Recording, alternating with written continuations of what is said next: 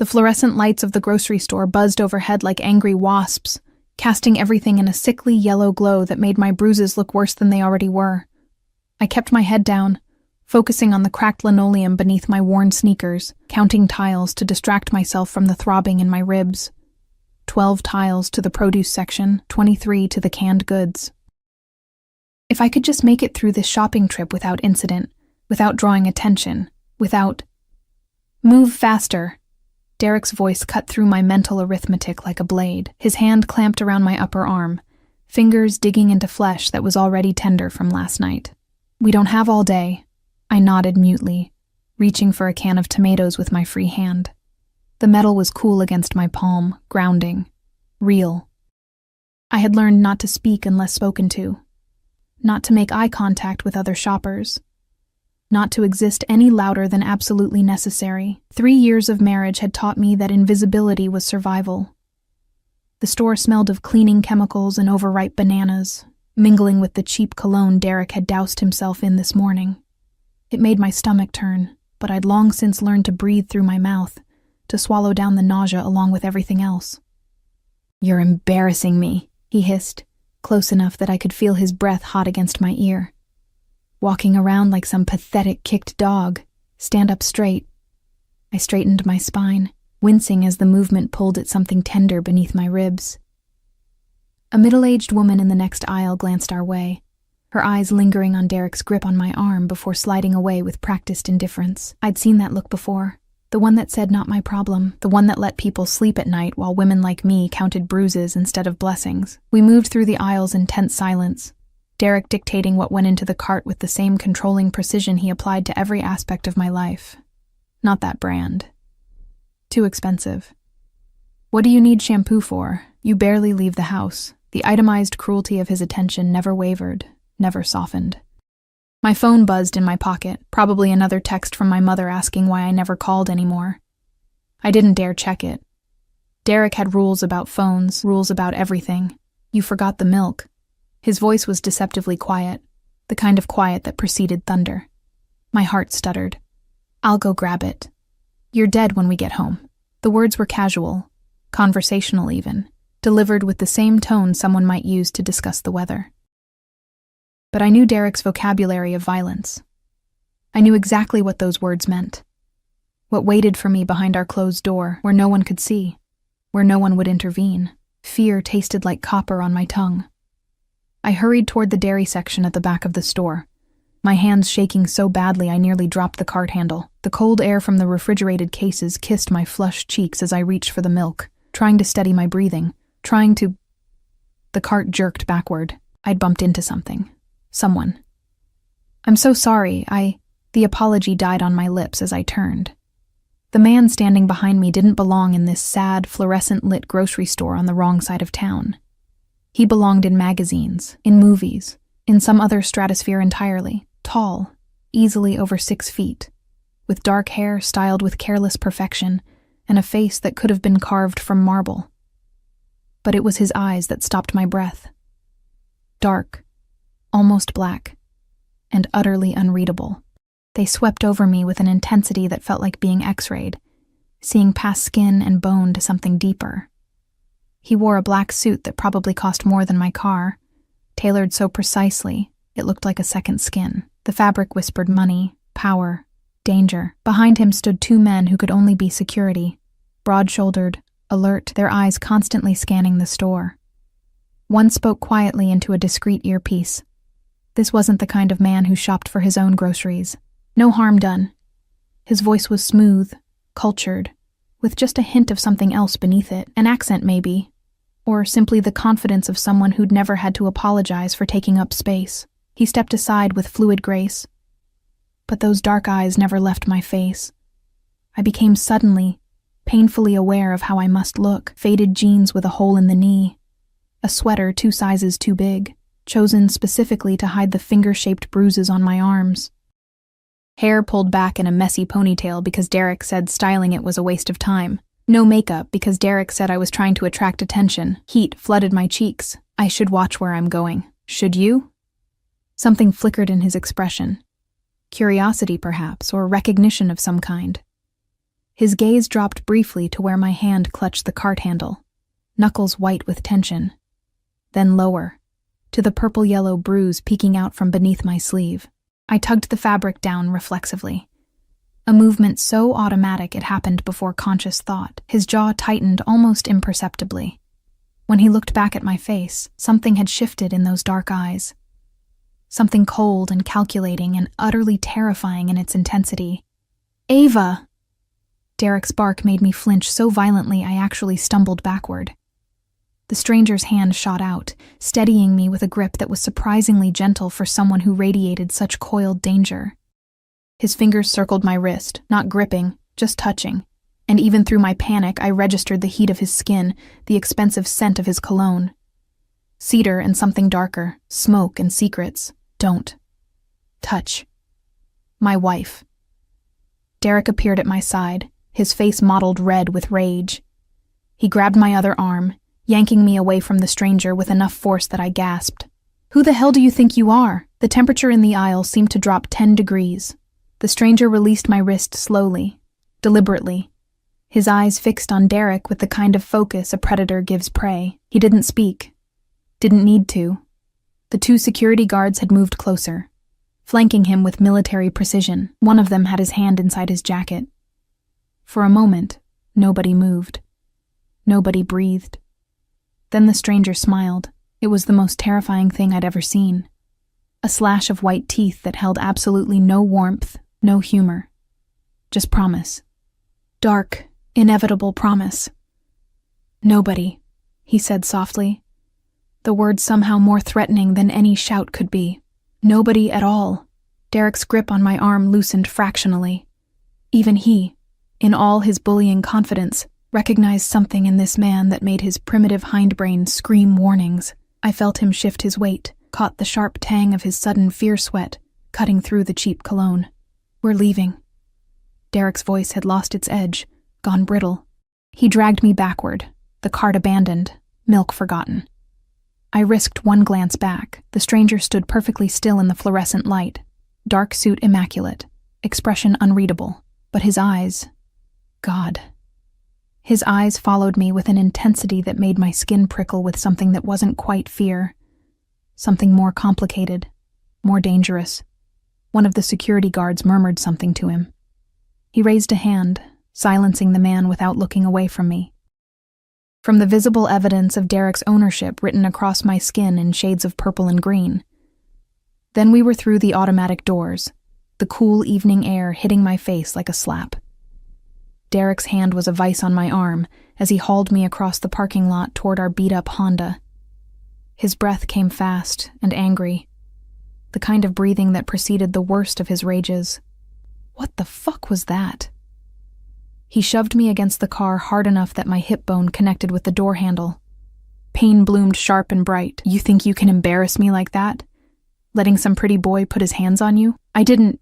He was just..." The explanation strangled itself in my throat as his hand fisted in my hair. "You're dead when we get home," he repeated, this time close enough that spittle flecked my cheek. "You hear me? Dead." He released me with a shove and rounded the car to the driver's side. I stood there trembling, hand pressed against my bruised hip, and looked back at the grocery store entrance. The stranger stood just inside the glass doors, backlit by that harsh fluorescent glow. He'd followed us, watched the entire encounter. His phone was pressed to his ear, and even from this distance I could see the rigid set of his shoulders, the dangerous stillness of his posture. Our eyes met across the parking lot. Something passed between us in that moment. Some wordless understanding, some connection I couldn't name and didn't want to examine. It felt like standing at the edge of a cliff, wind whipping around me, knowing that one step forward would be either flight or falling, and I wouldn't know which until it was too late to choose. "Get in the car." Derek's shout shattered the moment. I climbed into the passenger seat, hands still shaking as I clicked the seatbelt. Through the side mirror, I watched the stranger lower his phone. Watched him say something to one of his guards. Watched the guard nod and pull out his own phone, fingers moving quickly across the screen. Then Derek was peeling out of the parking lot, tires squealing, and the grocery store, and the dangerous man in the expensive suit disappeared behind us. The drive home took 12 minutes. I counted every second, my mind racing through possibilities, through consequences. Derek's hands were white-knuckled on the steering wheel, his jaw clenched so tight I could hear his teeth grinding. The silence in the car was suffocating, pregnant with violence waiting to be born. When we pulled into the driveway of our small rental house, my whole body went rigid. This was it. The moment I'd been dreading since those words in the grocery store. "You're dead when we get home." Derek killed the engine. The sudden silence was deafening. Inside. One word. A command. I reached for the door handle with numb fingers, my mind already dissociating, already preparing for whatever came next. This was the worst part, the anticipation, the knowing. At least when his fists flew, there was no time to think, to fear, to... Headlights flooded the driveway. A black SUV. No, 2 black SUVs. Pulled up to the curb in front of our house. Sleek, expensive, with tinted windows that reflected the streetlights like dark mirrors. The engines purred with restrained power, a sound that spoke of money and influence, and things Derek and I would never touch in our small, violent lives. What the hell? Derek's hand was already on his door handle. But he hesitated. Even he could recognize when something was out of place, when the normal rules of his kingdom might not apply. The driver's door of the first SUV opened, and one of the security guards from the grocery store stepped out. The same one who'd had his hand in his jacket, ready to draw whatever weapon he carried. He was even more imposing in the amber glow of the streetlights, his expression carved from granite. Then the back door opened, and he stepped out. The stranger from the grocery store emerged with the same fluid grace I'd noticed before, his dark suit somehow still immaculate despite the late hour. He buttoned his jacket with precise movements, his eyes fixed on our house, on me, visible through the windshield, with that same unreadable intensity. My heart hammered against my ribs so hard I thought they might crack. "Stay in the car," Derek hissed, his earlier bravado evaporating like morning fog. "Don't you dare." But the stranger was already walking up our driveway, his security flanking him like shadows. Each step was measured, purposeful, inevitable. He moved like someone who'd never been told no, never been denied, never had a door closed in his face. He stopped at Derek's window and knocked. 2 sharp raps that sounded like a judge's gavel. Derek hesitated, his face cycling through emotions. Confusion, anger, fear. Finally, he rolled down the window halfway, as if the glass could protect him from whatever this was. "Can I help you?" Derek's voice was trying for aggressive but landing somewhere around nervous. The stranger leaned down, bringing his face level with Derek's. Up close, his beauty was almost inhuman, too perfect, too cold, like a statue given breath but not warmth. "I'm going to give you a choice," he said, his voice carrying easily in the quiet suburban street. "You can walk away from this house, get in your car, and disappear. Permanently. Or..." He paused, letting the single word hang between them like a noose. "Or what?" Derek tried to laugh, but it came out strangled. "Who the fuck do you think you are, coming to my house threatening... I'm the man who's going to kill you if you lay another hand on your wife." The words were spoken with such casual certainty, such complete conviction, that even I, sitting frozen in the passenger seat, believed him absolutely. Derek's face went pale. "You can't just..." "I can." The stranger straightened, glancing at his watch with the air of someone checking the time before a business meeting. "I will. The only question is whether you're smart enough to take the opportunity I'm offering. Walk away now, tonight, and you get to live. Stay." His dark eyes cut to me, just for a second, before returning to Derek. "Stay. And I promise you, what you've done to her will seem gentle compared to what I'll do to you." "This is insane." Derek's voice had gone high, panicked. "You can't. There are laws. I'll call the cops." One of the security guards stepped forward, holding out a phone. On the screen, I could see video footage. Grainy, but clear enough. Derek's hand fisted in my hair outside the grocery store, the shove against the car, his mouth forming those words, "You're dead when we get home." Please do call the police, the stranger said pleasantly. I'm sure they'd be very interested in this footage. In the hospital records I've already obtained from the 3 times your wife has been to the ER in the past year. In the testimonies I can produce from your neighbors about the sounds coming from this house. He tilted his head, that terrible smile returning. Or you can save everyone the trouble and just disappear. Derek looked at me then, really looked at me, and what I saw in his eyes was something I'd never seen before. Helplessness. For the first time in 3 years, Derek was the one who was powerless, the one who was afraid, the one who had no control. It should have felt like victory. Instead, it felt like standing on the edge of that cliff again, wind howling, knowing that whatever came next would change everything. You have 60 seconds to decide, the stranger said, checking his watch again. Starting now. Derek's hands trembled on the steering wheel. I watched the tremor spread from his fingers to his wrists, the same hands that had left those bruises, now shaking like leaves in a storm. The silent stretch taut between us, broken only by the quiet idling of those expensive SUVs and the harsh rasp of Derek's breathing. 45 seconds, the stranger said, his voice carrying no inflection. Just fact, just inevitability. You're insane, Derek whispered, but the fight had already drained from his voice.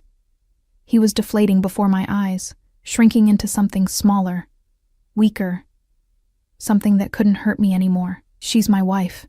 You can't just... 30 seconds.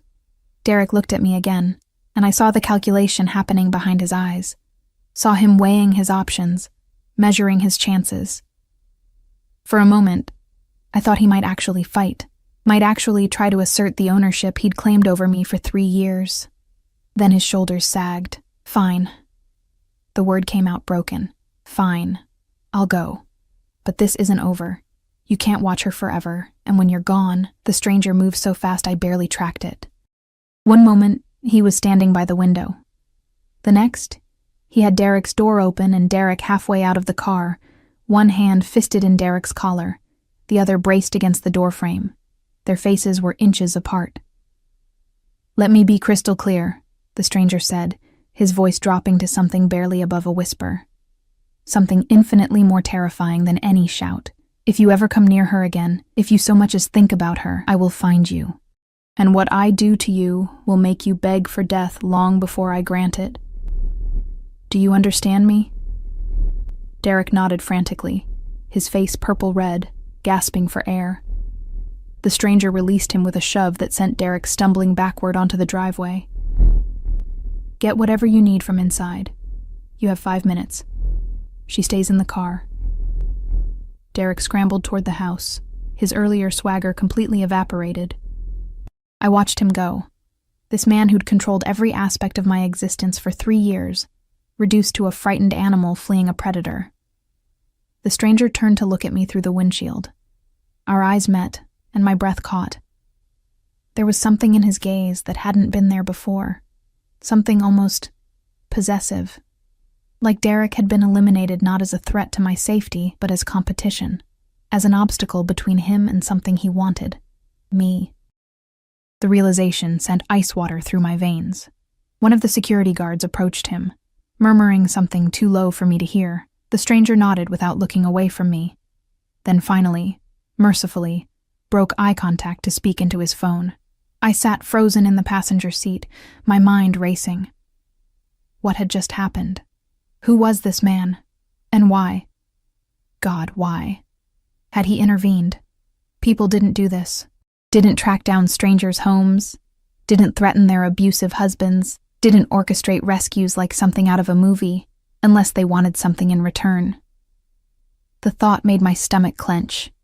I'd escaped one cage only to find myself staring at another, this one gilded and dangerous in entirely different ways. Derek emerged from the house 4 minutes later, a duffel bag slung over his shoulder, his movements jerky and panicked. He didn't look at me, didn't say goodbye. Just threw his bag in the back of his truck, parked on the street, and climbed in. The engine roared to life, and then he was gone. Taillights disappearing around the corner like a bad dream evaporating in daylight. Except this wasn't daylight. And the nightmare wasn't over. It had just changed shape. The stranger approached my door and I realized my hands were gripping the seatbelt so tightly my knuckles had gone white. He tapped gently on the window, so different from Derek's aggressive knock, and waited. I rolled it down with shaking fingers. "Are you hurt?" His voice was different now, softer, almost gentle, though that dangerous edge never quite disappeared. "Do you need medical attention?" I shook my head mutely, not trusting my voice. "When did you last eat?" The question was so unexpected that I actually answered. "This morning." "Toast." Something flickered across his face. Displeasure, maybe, or calculation. "You should eat. Come." It wasn't a request. He opened my door, extending a hand to help me out. I stared at it, at the long fingers, the expensive watch glinting at his wrist, the silver ring on his right hand carved with some symbol I didn't recognize. This hand had just choked Derek, had threatened murder with casual certainty, and now it was being offered to me like I was something precious, something breakable. I took it. His grip was warm, steady, and infinitely careful as he helped me from the car. Up close, I had to tilt my head back to meet his eyes. He was even taller than I'd realized, and the scent of him, that cedar and smoke, wrapped around me like a claim. "What's your name?" I managed, my voice barely above a whisper. "Dante." He said it like it was a complete sentence, like nothing else needed to be added. "And you're Ava. How did you—" "Your husband said it. In the store." His jaw tightened almost imperceptibly. "Though he's not your husband anymore, the papers will be filed tomorrow. Uncontested divorce, citing abuse. You'll be free of him legally within 6 weeks. My head spun. "You can't just— that's not how it works. It is when you have the right lawyers." He guided me toward the first SUV with a hand at the small of my back. The touch light, but somehow commanding. "And the right influence." One of the security guards opened the back door, and I found myself hesitating at the threshold. Everything in my body screamed warnings. This was wrong. Dangerous. I was trading one form of control for another, one cage for a prettier one. But what choice did I have? Go back into that house alone, where Derek's presence still lingered in every room like a stain, where I'd learned to sleep lightly, to anticipate his moods, to make myself small and quiet and invisible. At least this danger was new. Unknown. And there was something in Dante's eyes when he looked at me. Something dark and obsessive, yes, but also something that promised I would never have to make myself small again. I climbed into the SUV. The interior was all black leather and tinted windows, luxury so complete it felt like entering another world entirely. Dante slid in beside me, maintaining a careful distance, while one security guard took the driver's seat and the other climbed into the passenger side. The doors closed with heavy, final thuds. We pulled away from my house, Derek's house, and I watched it recede in the side mirror. 3 years of my life, disappearing behind tinted glass. "Where are we going?" I asked, my hands twisted together in my lap. "To eat. Then somewhere safe." Dante was looking at his phone, scrolling through messages with focused attention.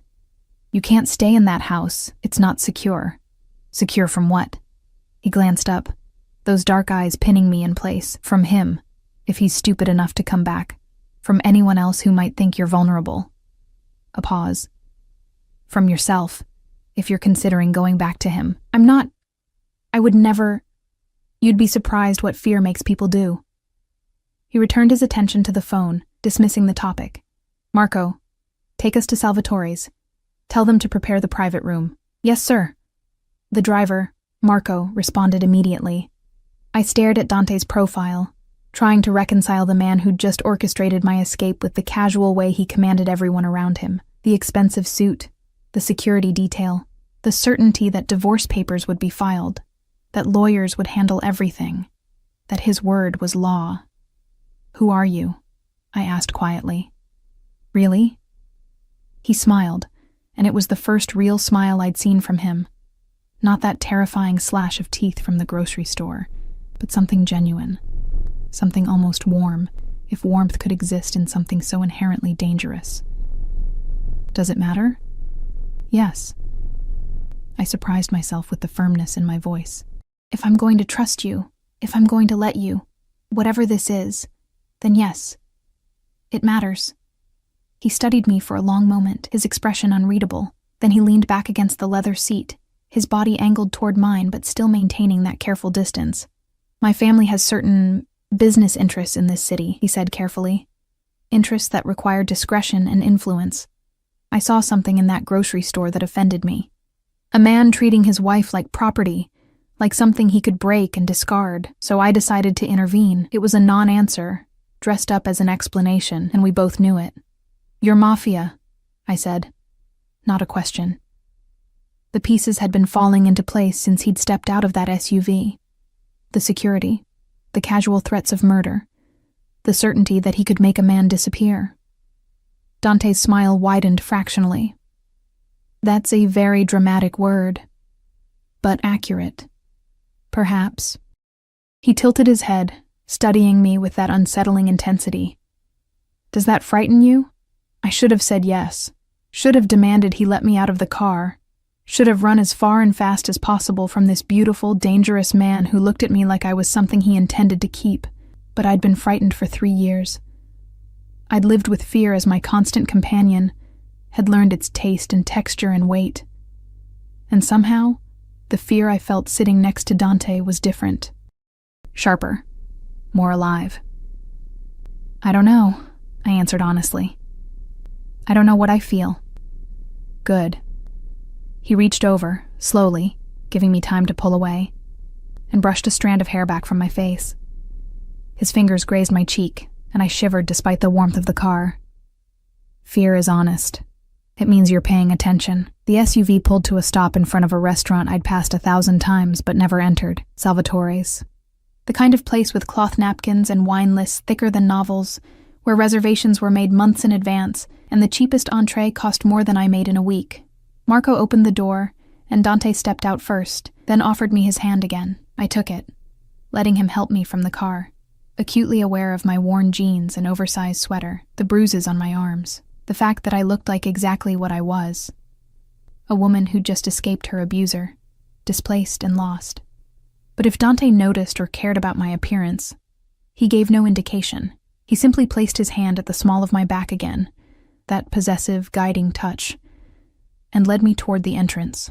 The door opened before we reached it, held by a man in an impeccable suit who nodded deferentially to Dante. "Mr. Salvatore, your room is ready." Salvatore, the same name as the restaurant. "He owns this place," I murmured, as we stepped into a foyer decorated with old-world elegance, dark wood and brass fixtures and oil paintings in gilt frames. "He owns many places," Dante corrected softly. "This is just one of them." We were led through the main dining room, past tables filled with well-dressed couples and business associates, their conversations creating a low hum of civilized society. Eyes followed us, or rather, followed Dante, with a mixture of respect, curiosity, and in some cases fear. This was his world, a world where people parted like water before him, where doors opened at his approach, where his word could unmake lives or spare them. And somehow, I'd stumbled into it. The private room was at the back of the restaurant, access through a hallway lined with more oil paintings. Inside, a single table had been set for 2, candles already lit, wine already breathing in a crystal decanter. The lighting was low, intimate, the kind of setting designed for romance or seduction, or possession. Dante pulled out my chair, waiting until I sat before taking his own seat across from me. Marco and the other guard positioned themselves outside the door, granting us privacy, but remaining close enough to respond to any threat. A waiter appeared almost immediately, pouring wine without asking if we wanted it, then disappearing just as quickly.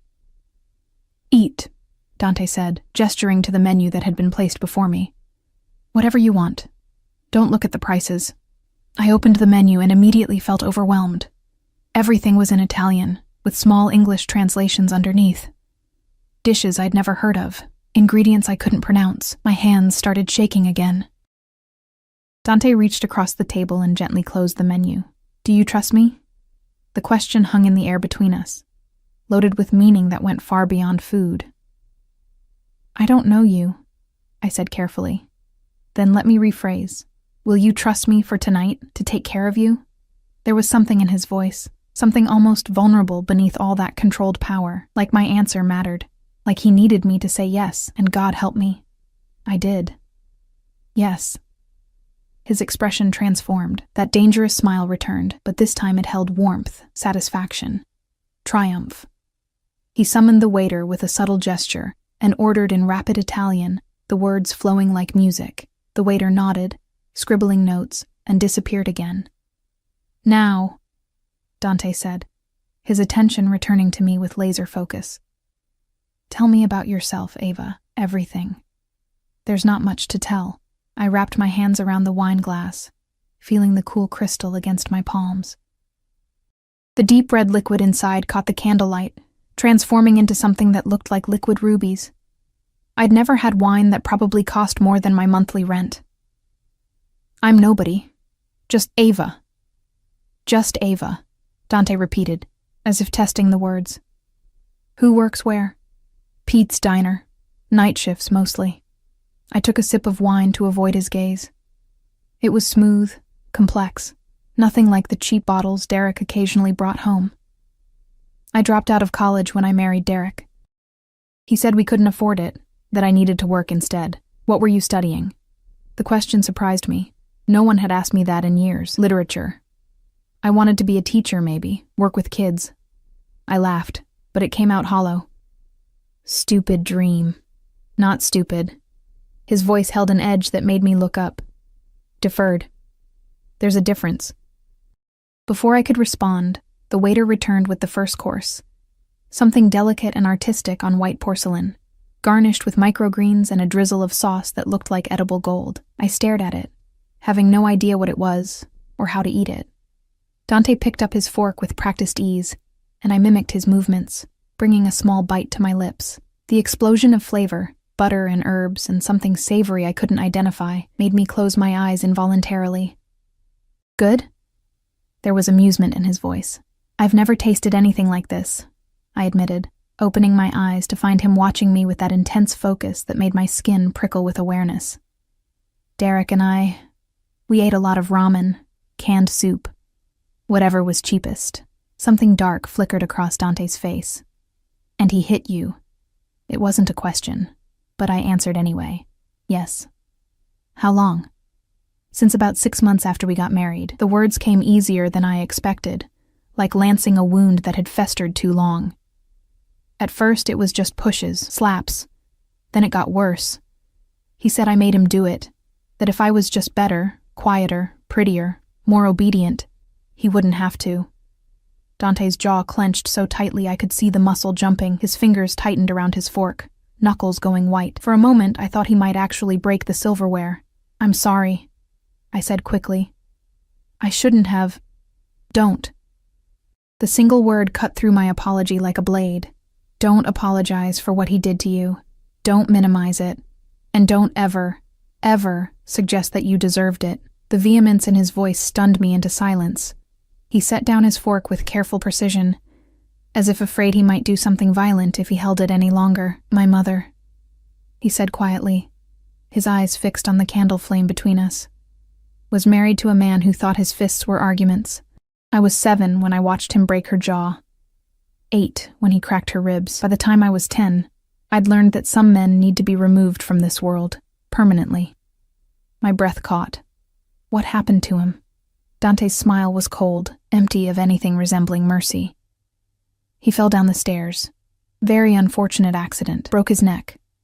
The implication was clear. Not an accident at all. You killed him, I whispered.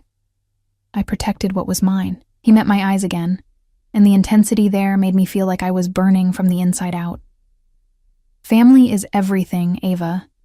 Blood or chosen, it doesn't matter. What matters is that you protect the people who belong to you, at any cost.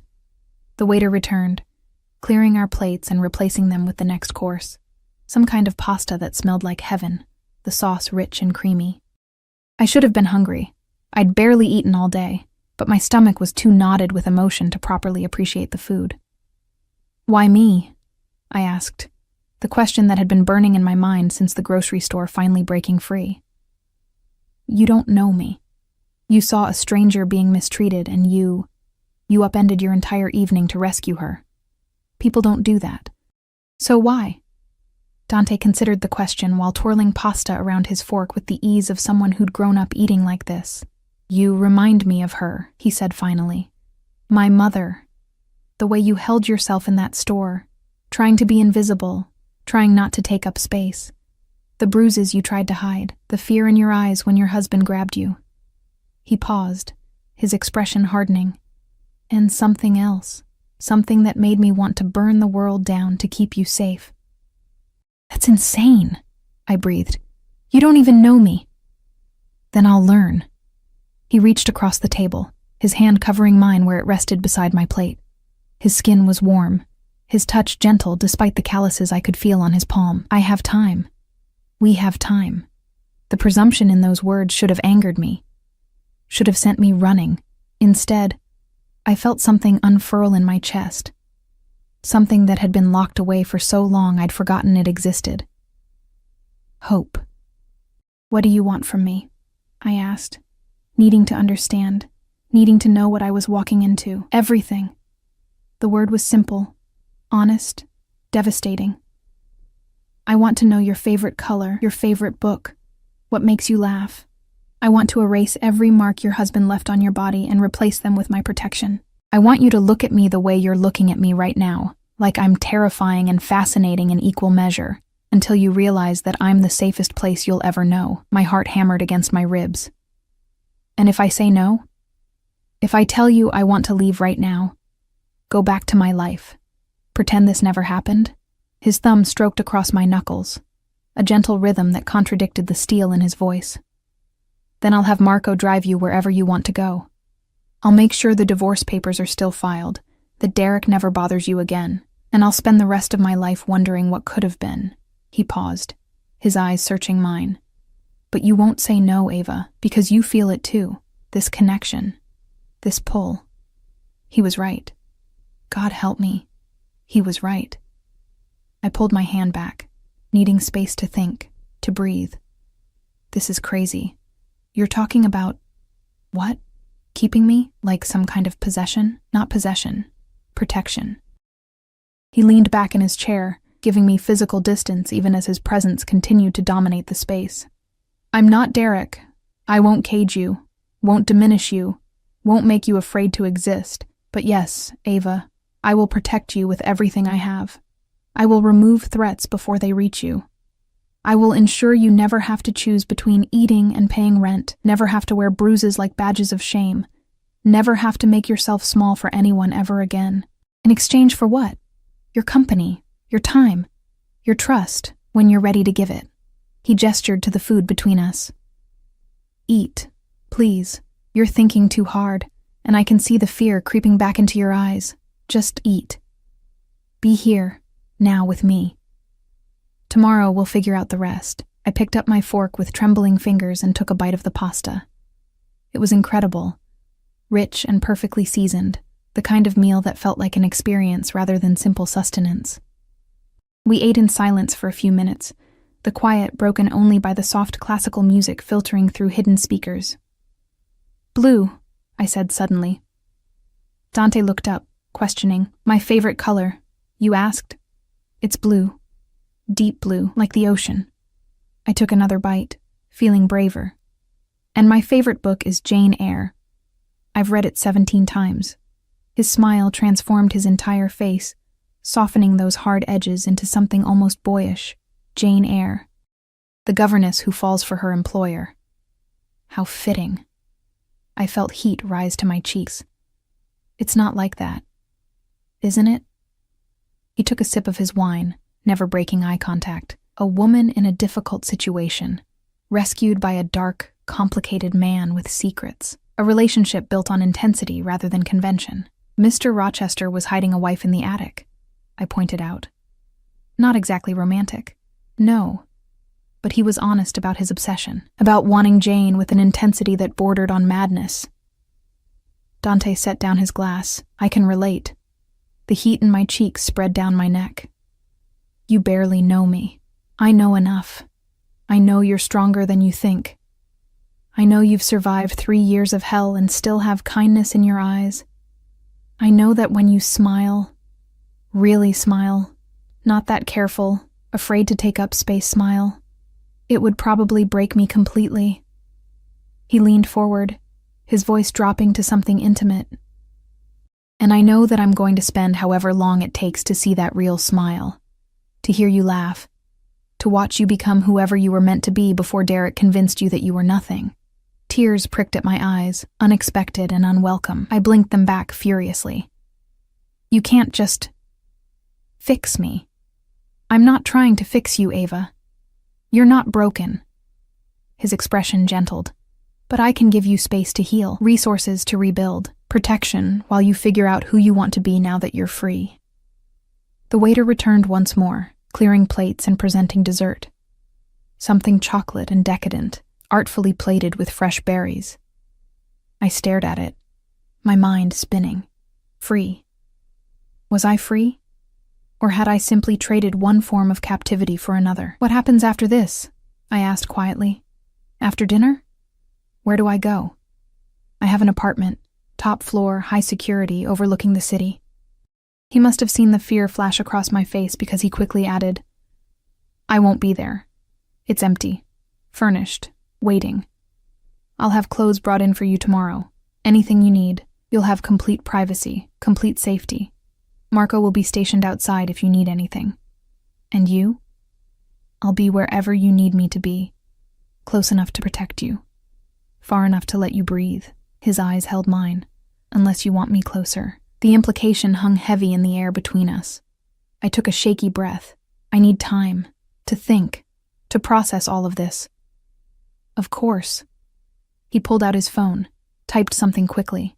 "The apartment is ready. We can go whenever you'd like." We finished dessert in silence, the weight of unspoken possibilities pressing down on us both. When Dante finally stood and offered me his hand, I took it without hesitation, letting him guide me back through the restaurant, past the curious stairs, into the waiting SUV. The drive through the city felt surreal. Streetlights blurred past the tinted windows, transforming the familiar landscape into something foreign and dreamlike. Dante sat beside me, close enough that I could feel his body heat, far enough that we weren't touching, respecting my boundaries, even as his presence claimed every inch of space. We pulled up to a building that looked like it belonged in a magazine, all glass and steel and modern luxury. Marco opened my door, and I stepped out onto the sidewalk, craning my neck to see the top floors disappearing into the night sky. "Penthouse," Dante said, appearing at my side. 23rd floor. Elevator requires a keycard." He pressed said keycard into my palm, his fingers lingering against mine. "You're the only one who has access besides building security. What about you?" "I'll knock." That almost smile played at his lips. "I'm a gentleman, Ava. Mostly." He guided me through the lobby, all marble and minimalist furniture, to a private elevator. The ride up was silent, tension coiling tighter with each passing floor. When the doors opened directly into the apartment, I gasped. Floor-to-ceiling windows offered a panoramic view of the city, lights twinkling like fallen stars. The space was open concept, decorated in shades of gray and cream, with furniture that looked like art. A kitchen with appliances I'd only seen on cooking shows. Hallways leading to what I assumed were bedrooms. "The master suite is through there," Dante indicated with a gesture. "Bathroom has a soaking tub and rain shower. Kitchen is fully stocked. There's a washer and dryer in the utility closet. Everything you need." I walked to the windows, pressing my palm against the cool glass, looking out at a city I'd lived in my whole life but never really seen from this perspective. From up here, everything looked small, manageable, safe. "It's too much," I whispered. "It's yours." Dante came to stand beside me, close enough that I could see his reflection in the glass. "For as long as you need it." I turned to face him, suddenly aware of how alone we were.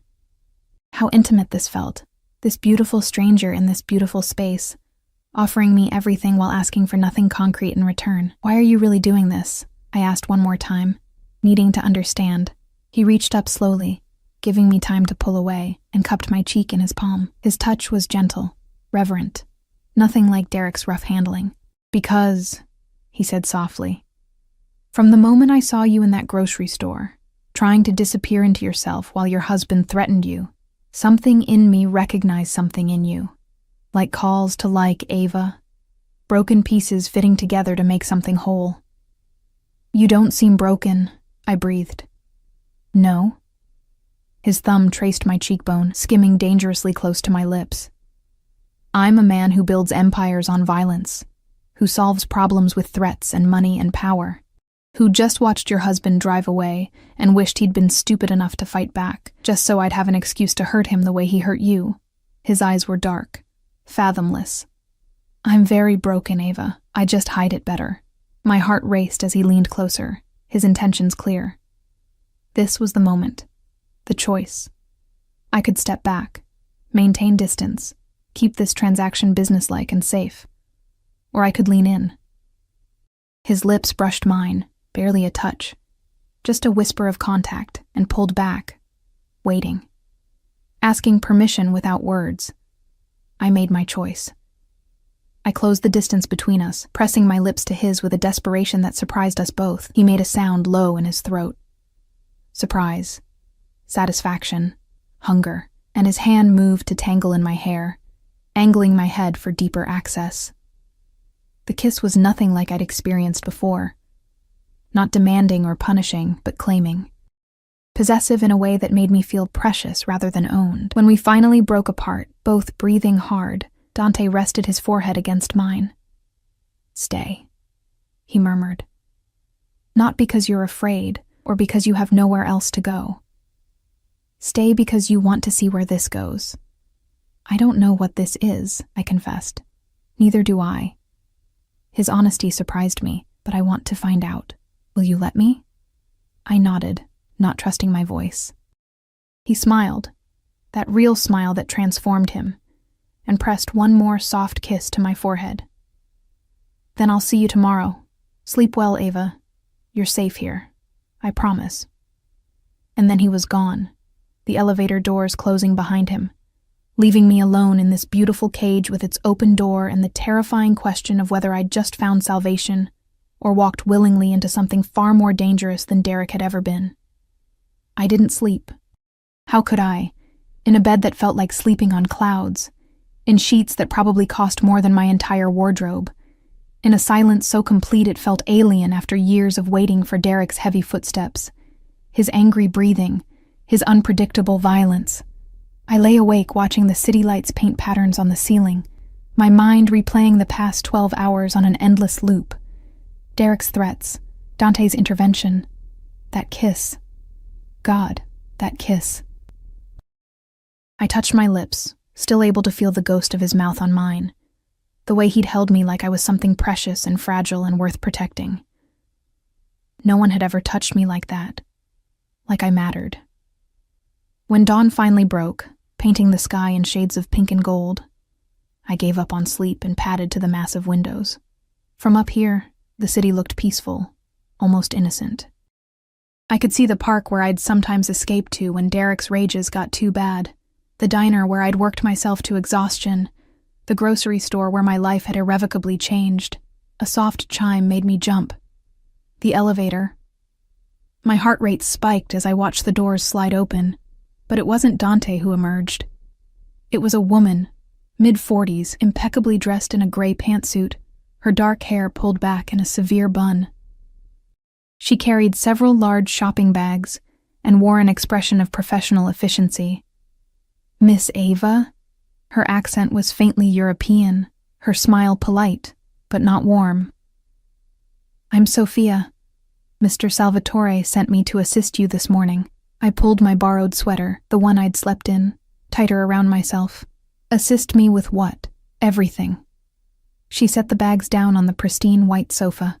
Clothing, toiletries, anything you might need. Mr. Salvatore was quite specific about ensuring your comfort. She gestured to the bags. These are just temporary, of course. This afternoon we have appointments at several boutiques for proper fittings. That's not necessary, I started. But Sophia's raised eyebrow stopped me. Mr. Salvatore was very clear about his expectations. She began unpacking the bags with brisk efficiency. Designer jeans, cashmere sweaters, silk blouses, undergarments that probably cost more than I made in a week. He wants you to have everything you need. And what does he expect in return? The question came out sharper than intended. Sophia paused, meeting my eyes with something that might have been sympathy. That, Miss Ava, you would need to ask him yourself. I'm simply here to help you settle in. She pulled out a phone. Sleek, expensive, clearly new. He also asked me to give you this. His number is already programmed. He said to call if you need anything at all. I took the phone like it might bite. The screen lit up at my touch, revealing a single contact, Dante.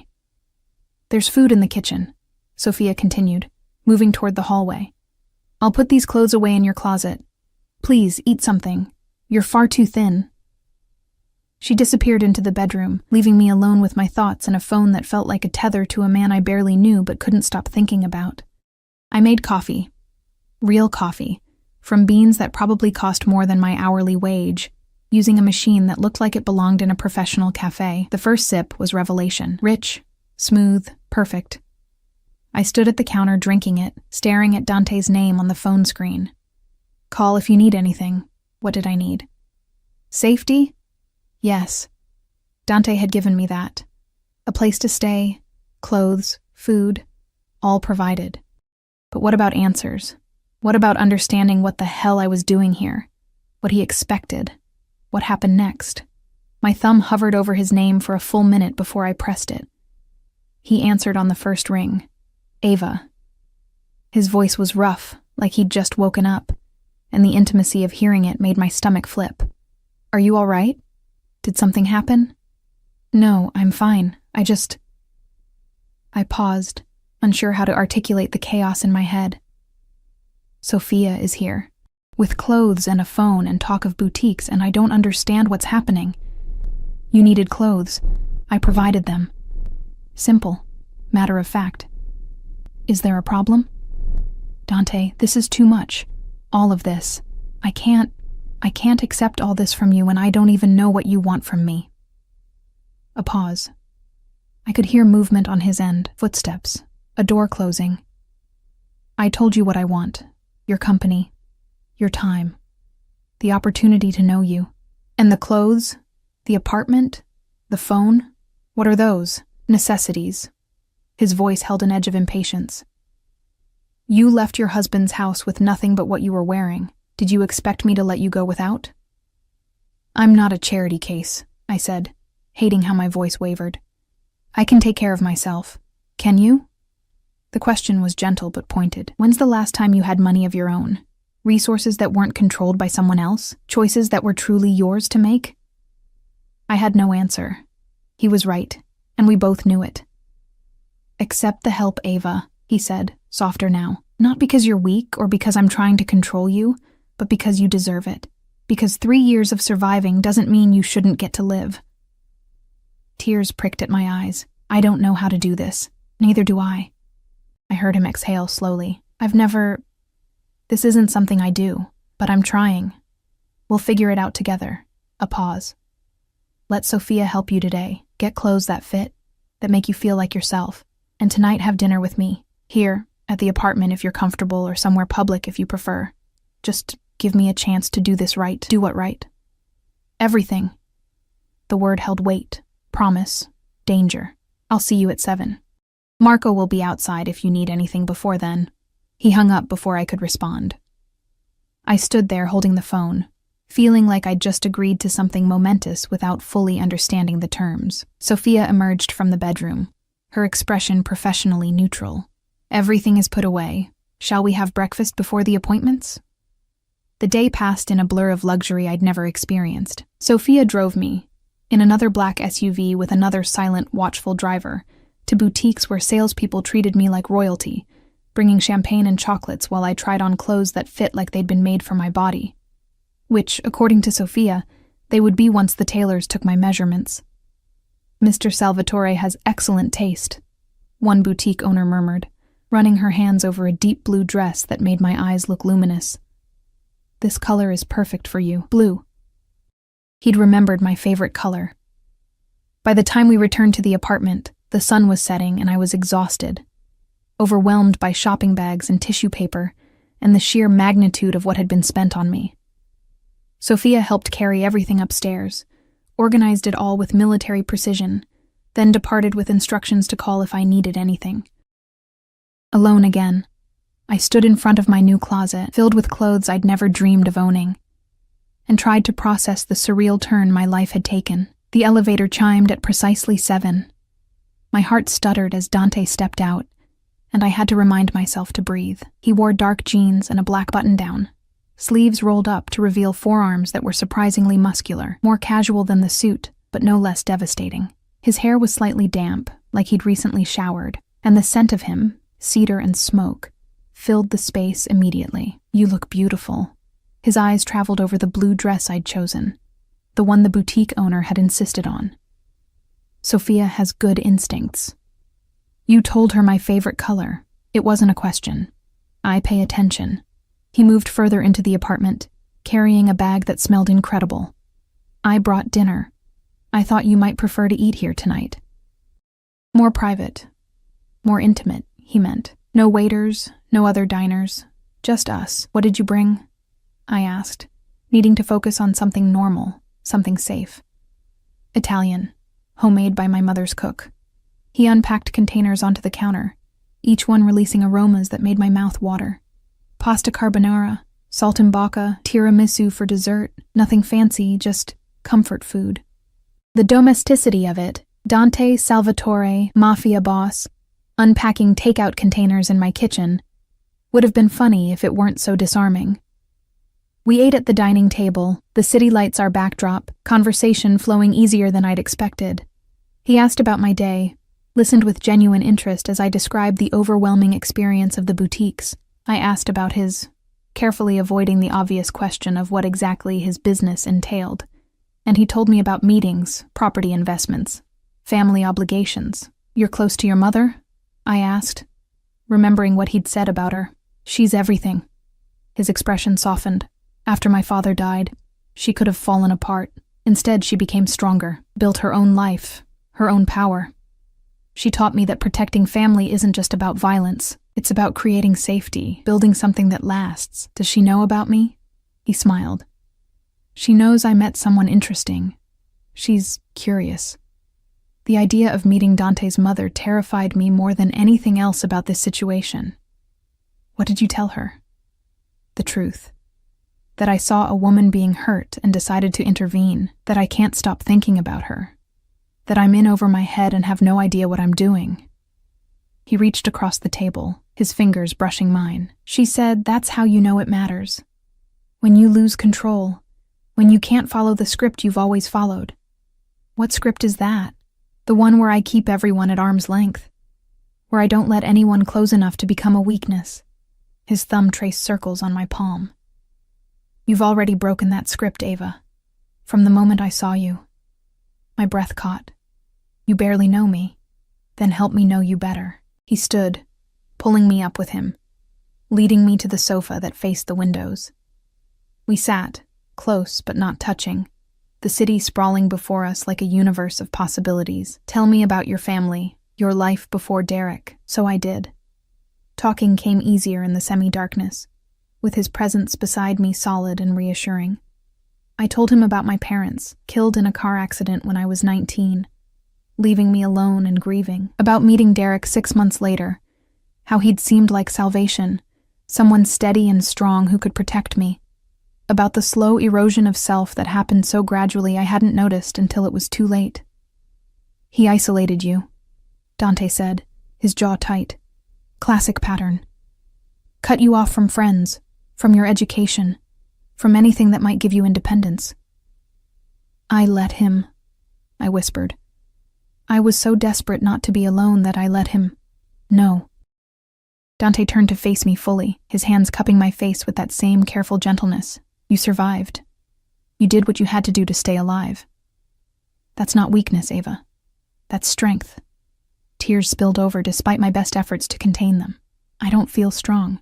You left. When I gave you the opportunity, you didn't go back to him. You didn't make excuses, didn't try to salvage something that was destroying you. You chose yourself." His thumbs wiped away my tears. "That's the strongest thing you could do. With your help, I pointed out. I didn't leave on my own. You orchestrated it. I opened the door. You walked through it. He leaned closer, his forehead resting against mine. And you're still here, even though everything about this situation should terrify you. Even though you have every reason not to trust me, not to trust any man. You're here because you chose to be. I don't know why I did, I admitted. You're dangerous. You threatened to kill my husband. You probably have killed people. Everything about you screams danger, and I should run as far as possible. But you won't. Not a question. A certainty. No, I breathed. I won't. He kissed me then, slow and deep and claiming. His hands slid into my hair, angling my head for better access. And I melted into him, into this moment of surrender that felt nothing like the surrenders Derek had demanded. This felt like choice, like power. When we finally broke apart, both breathing hard, Dante rested his forehead against mine again. "Stay with me tonight," he murmured. "Not sex. Just stay. Let me hold you. Let me prove that touch doesn't have to hurt." Every rational thought screamed that this was too fast, too much, too dangerous. But my heart, my battered, bruised heart that had forgotten what safety felt like, wanted this, wanted him. "Okay," I whispered. He stood, pulling me up with him. The massive bed looked even bigger in the dim light, intimidating in its implications. But Dante simply pulled back the covers, kicked off his shoes, and settled against the headboard, arms open in invitation. I climbed in beside him, and he pulled me against his chest, my head tucked under his chin, his arms wrapped around me like a fortress. His heartbeat was steady beneath my ear, his warmth seeping into my bones. "Sleep," he murmured into my hair. "I've got you. You're safe." And impossibly, incredibly, I believed him. I drifted off to the rhythm of his breathing, to the security of his arms, to the strange new reality where the most dangerous man I'd ever met felt like the safest place I'd ever been. I woke to sunlight streaming through floor-to-ceiling windows and the disconcerting realization that I was alone. The bed beside me was cold, the impression of Dante's body long faded from the sheets. Panic fluttered in my chest, irrational, immediate, until I heard sounds from the kitchen. Water running, the clink of dishes. I found him standing at the espresso machine, still wearing yesterday's jeans but shirtless, his back a canvas of muscle and ink. Tattoos covered his shoulder blades, intricate designs that looked like they told a story I couldn't yet read. A scar ran along his ribs, pale against tanned skin. He turned as I entered, and that devastating smile transformed his face. "Coffee?" "Please." I accepted the cup he offered, trying not to stare at the way morning light painted gold across his chest. "You stayed all night. I said I would." He leaned against the counter, watching me over the rim of his own cup. "How did you sleep?" "Better than I have in years." The admission felt vulnerable, dangerous. "You didn't have to stay." "Yes, I did." His expression turned serious. "Ava, I need to tell you something. About Derek." Ice water flooded my veins. "What about him?" "He tried to come back last night, around 2 a.m., drunk, making threats." Dante's voice was calm, controlled, but I could see the tension in his shoulders. "Marco stopped him before he reached the building. Derek is currently in a holding cell, charged with violating the restraining order that was filed yesterday."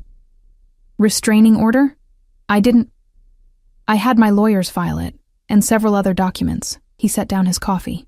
"Your divorce will be finalized in 4 weeks instead of 6. Derek signed the papers last night in exchange for reduced charges.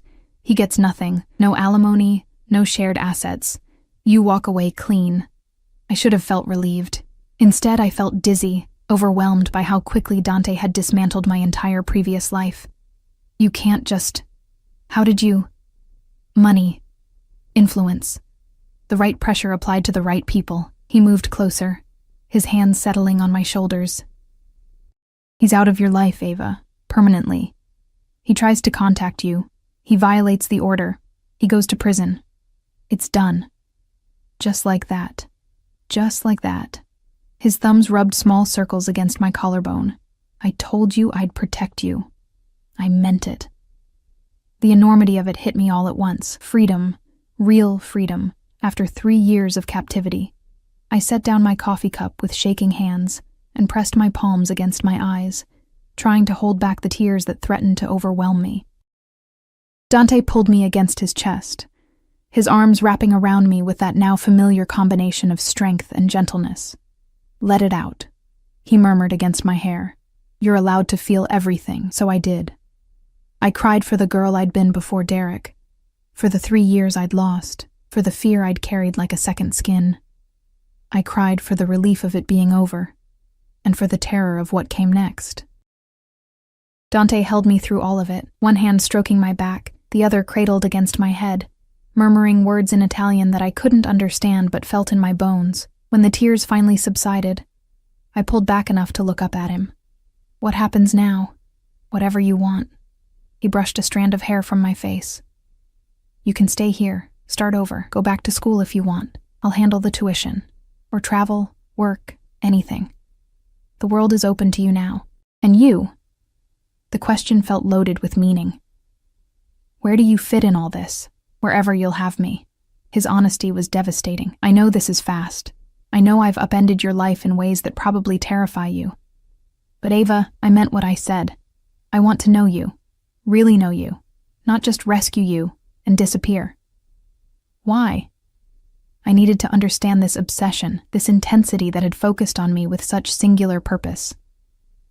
He was quiet for a long moment, his dark eyes searching mine. "My father used to tell me that some people are born to build empires, and some are born to remind us why empires matter.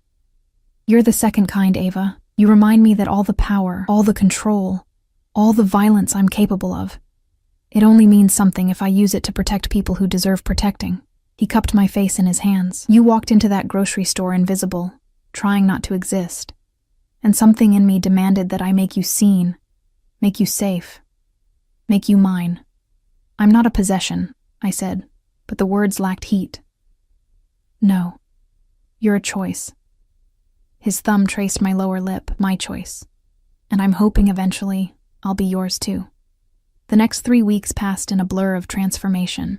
True to his word, Dante gave me space to breathe, to heal, to figure out who I was without fear as my constant companion.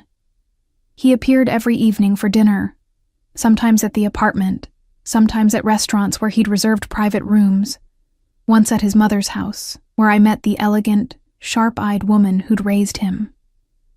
Isabella Salvatore had looked at me with the same intensity as her son, assessing, measuring. Then she'd smiled and pulled me into an embrace that smelled of expensive perfume and maternal warmth. "So you're the one who's made my son forget how to sleep," she'd said in accented English, her eyes twinkling. "Good. He needs someone who disrupts him." I enrolled in online classes to finish my degree. Dante had offered to pay for traditional university, but I wasn't ready for that kind of exposure yet. Baby steps. I started seeing a therapist, Dr. N. Chen, a calm woman who specialized in domestic violence survivors and didn't blink when I mentioned Dante's involvement in my escape. "What matters," she'd said during our 3rd session, "is that you're choosing your path forward. Whether that path includes him or not, the choice is yours." And slowly, carefully, I started choosing him. Not because he'd rescued me, though he had. Not because he was powerful and protective and willing to use both those things on my behalf, though he was. But because beneath all that danger, beneath the casual violence and the empire built on fear, I'd found something unexpected: kindness, patience. A man who listened when I talked about books, who remembered that I took my coffee with cream and sugar, who never pushed for more than I was ready to give, who held me through nightmares about Derek and never once made me feel weak for having them. 4 weeks after that night in the grocery store, the divorce papers arrived. Final, official, legal proof that I was no longer Mrs. Derek Morrison. I was just Ava, just myself. Dante took me to dinner to celebrate. Not one of his usual exclusive restaurants, but a small Italian place his mother had recommended, family-owned and warm. We sat in a corner booth, wine flowing freely, and for the first time since I'd met him, I felt something shift between us. The fear was gone. The uncertainty had faded. What remained was choice, clear and uncomplicated. I want to stay, I said suddenly, interrupting his story about some business negotiation. In the apartment. With you, if you'll have me. Not because I'm afraid, or because I have nowhere else to go, but because I choose you. Dante went very still, his wine glass suspended halfway to his lips. Ava, I know what you are, I continued, needing to say this while I had the courage. I know the things you do, the world you operate in. I'm not naive enough to think it's all legitimate business and charitable donations, but I also know who you are with me. Patient and protective, and so careful with my heart it makes me want to cry sometimes. I know you've killed people, and I know you'd kill for me without hesitation. And somehow that doesn't terrify me the way it should. It should, he said roughly. Everything about this should terrify you. But it doesn't. I reached across the table, taking his hand. You terrify me in good ways. You make me want to be brave enough to match your intensity, to be someone worthy of the way you look at me. You're already worthy. He turned his hand to lace our fingers together. You've always been worthy. I just made you see it. Then let me stay. Let me choose this life with you, knowing exactly what it means. He stood abruptly, pulling me up with him, and kissed me right there in the middle of the restaurant with an intensity that made my knees weak. It was claiming and possessive and absolutely shameless, and I kissed him back with equal fervor, pouring 3 weeks of building tension into the contact. When we finally broke apart, the other diners were politely looking away, but I caught more than one smile. Take me home, I whispered against his lips. His eyes darkened. Are you sure? I've never been more sure of anything. The drive back to the apartment was charged with electricity. Dante's hand stayed on my thigh the entire time, his thumb drawing maddening circles against the fabric of my dress. Marco drove with professional discretion, his eyes firmly on the road, but I caught his small smile in the rearview mirror. In the elevator, Dante pushed me against the wall, his body pressing into mine, his mouth tracing fire down my neck. Tell me to stop, he growled against my skin. Tell me you need more time. I don't. I pulled his head back to mine, kissing him with all the pent-up desire I'd been carefully controlling. I need you. Now. We barely made it through the apartment door before his hands were in my hair. My dress was pooling at my feet, and he was lifting me against the wall with strength that should have frightened me but instead made me feel powerful, desired, chosen. What happened next was nothing like the cold, mechanical encounters I'd endured with Derek.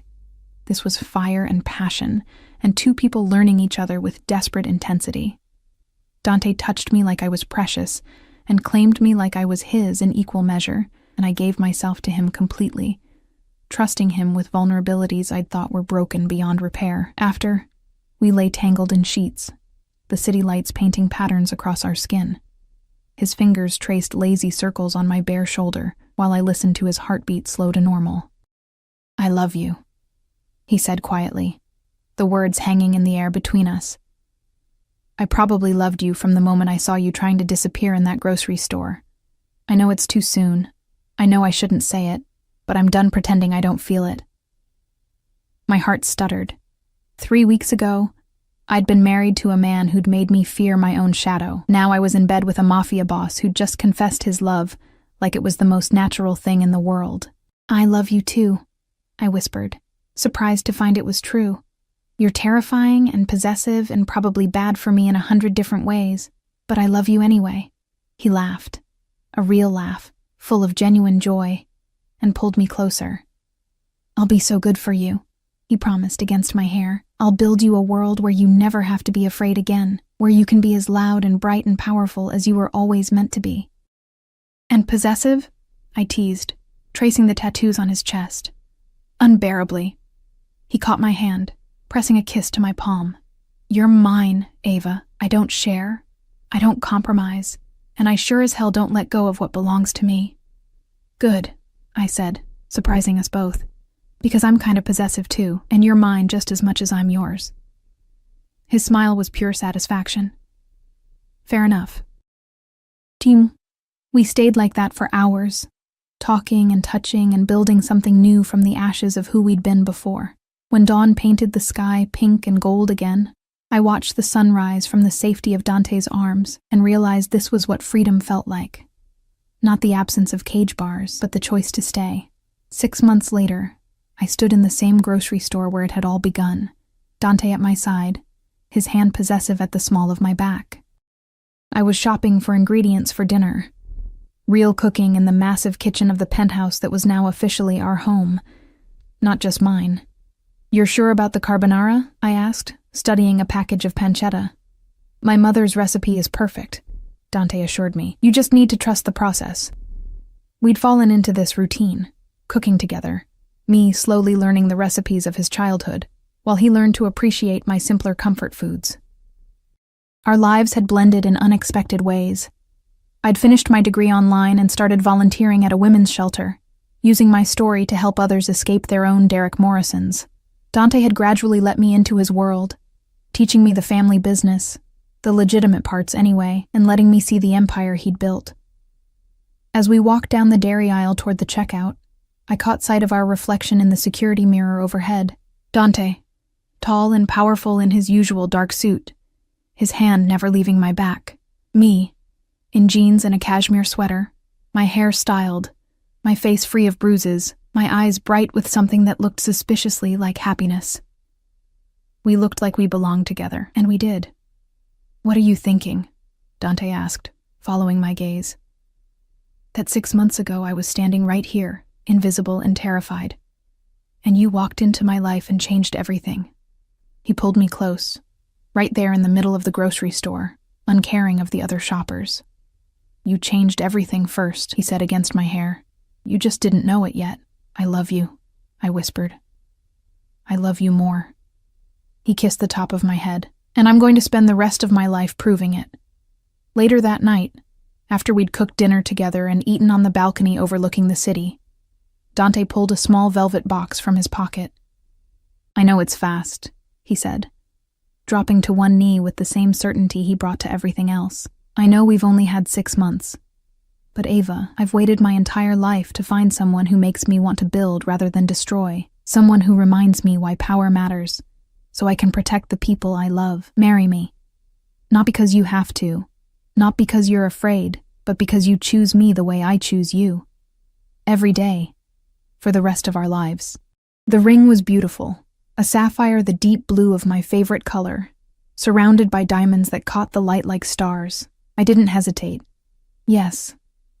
He slid the ring onto my finger, stood, and kissed me with an intensity that stole my breath.